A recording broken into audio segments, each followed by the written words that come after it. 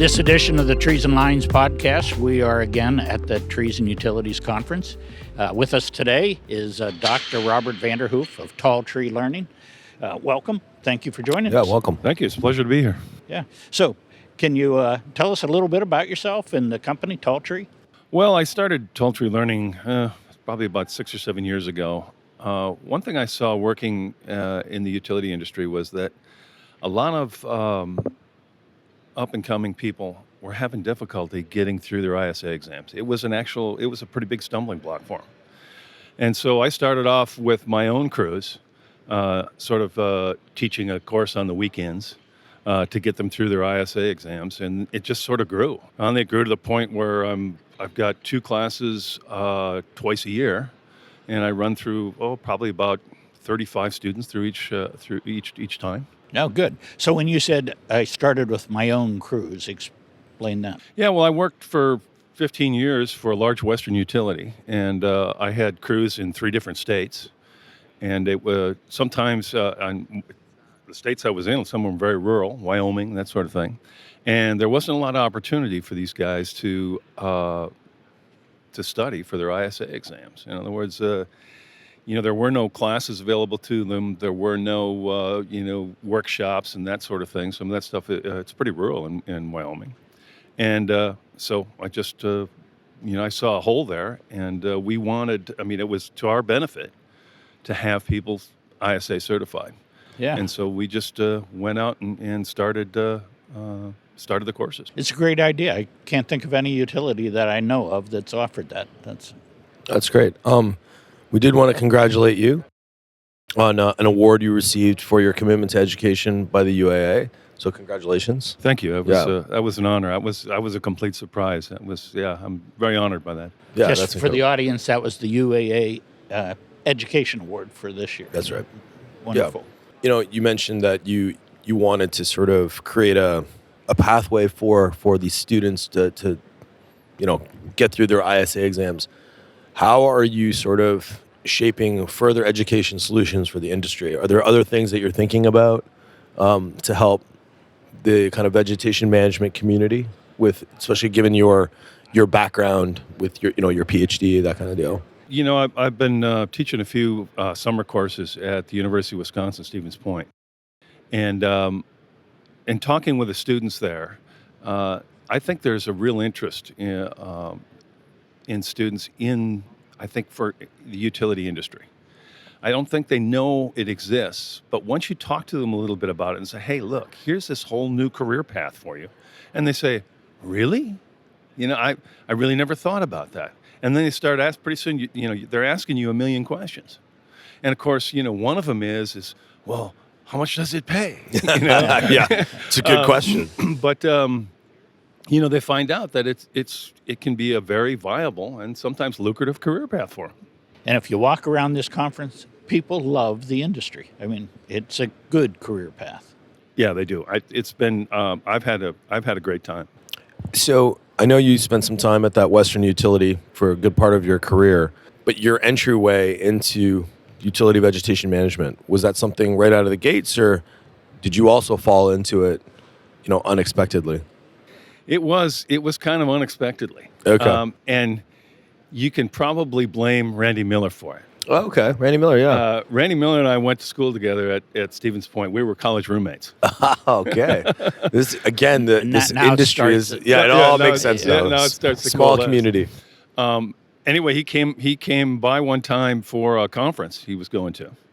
And at the time, there was a big reorganization going on in state government. Okay. And he started talking about, hey, we really need people, and man, you could do this and you could do that, and you know how Randy is. Yeah. All of a sudden, I got to thinking, and I'm like, well, and pretty soon, I got to think about it a little bit more, and he started at me a couple other times, and finally, I ended up, I went to work for Pacific Corps actually when Randy Miller was there. Wow. Okay. So what's your training material for the course? Is it the study guide Randy wrote? Yeah, it is primarily the study guide, but I'll also use other material. There's all sorts of videos out there, people doing a lot of really great stuff, explaining things like code it and explaining things like active transport in trees. And so I use a lot of that as well. I find that video, the younger people seem to respond to video more these days than they do trying to read the manual. And I think that's maybe one of the stumbling blocks that a lot of them have, getting through the reading material. So I try to supplement it a lot with a lot of videos. And of course, there's a weekly live session where I, go through the material the week before. And so they have somebody actually live there. They can ask a question. They can get somebody to clarify the material for them and to straighten out if if they've got difficulties understanding some concept or another. They can take a little time and do that. Oh, that's awesome. You're also a facilitator of the program out of Stevens Point, right? Yes, I facilitated. I facilitated the.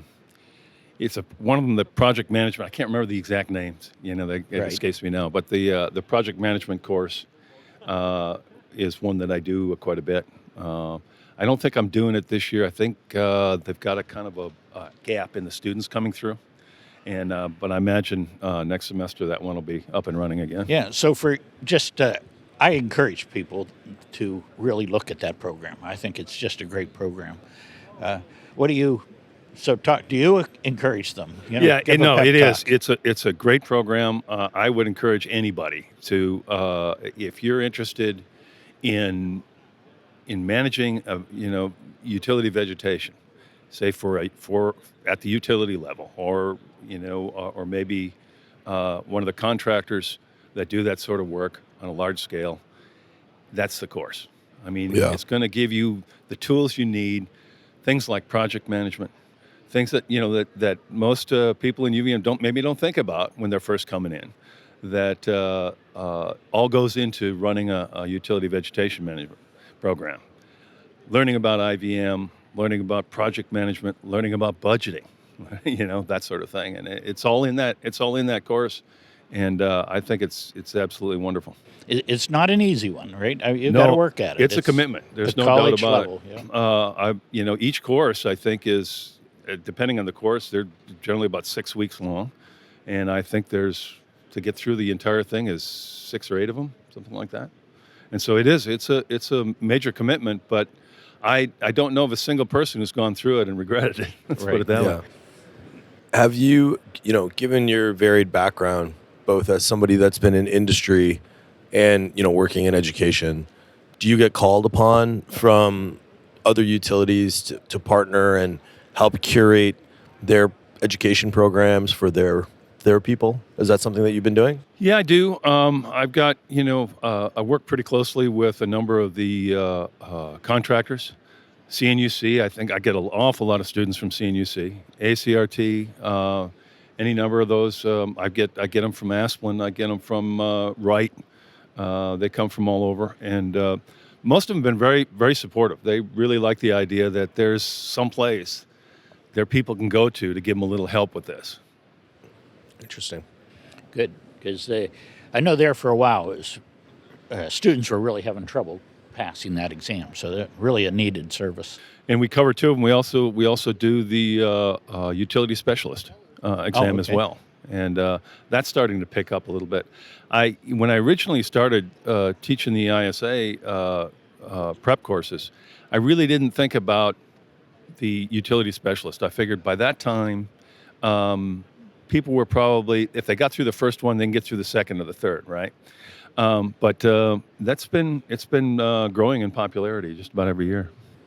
It's becoming, everybody's got to have it. Yeah. Yep. Yeah. One of the things that we talked about in the early days of the creation of Trees and Lines, and it seems to be a recurring theme, is the pipeline of people that are kind of coming into this industry and filling jobs. You mentioned it earlier, like awareness is a bit of an issue, right? Like people are just, there's a lot of young talent out there. They just don't know that these are career paths. And I hear this kind of over and over again. How are you sort of involving yourself in trying to maybe increase that awareness, beyond at Stevens Point, but where you can kind of connect across the education community, the utility community? Like, do you have any plans to help increase that awareness? Um, that's not really. No. Let's put it You're that- like, No, I've right got now- my mandate. I'm good. Yes.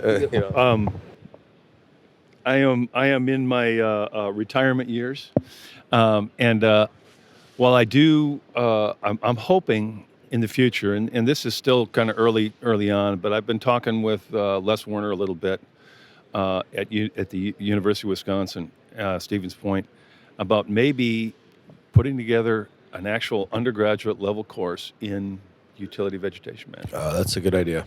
and so that they get exposed early on. So that instead of, maybe it's not just the forest products industry, right? Maybe it's not just urban forestry. Hey, there's this whole another career path out there. And if they get exposed to it in the undergraduate stage, I think you're going to get a whole lot more people involved. Yeah. UW there at Stevens Point is one of the few that make students aware of the utility sector. Yeah. Why do you think that? Because we are the big part of the urban forest, the opportunity for people to go through those programs. Stevens Point has been a center for natural resources for years. In fact, everywhere I go, I run into people I either went to school with or went to Stevens Point, and so they graduate a lot of natural resource folks. And it's only been really recently relatively recently, that they have looked beyond the forest products industry into the utility vegetation management, and they're excited about it.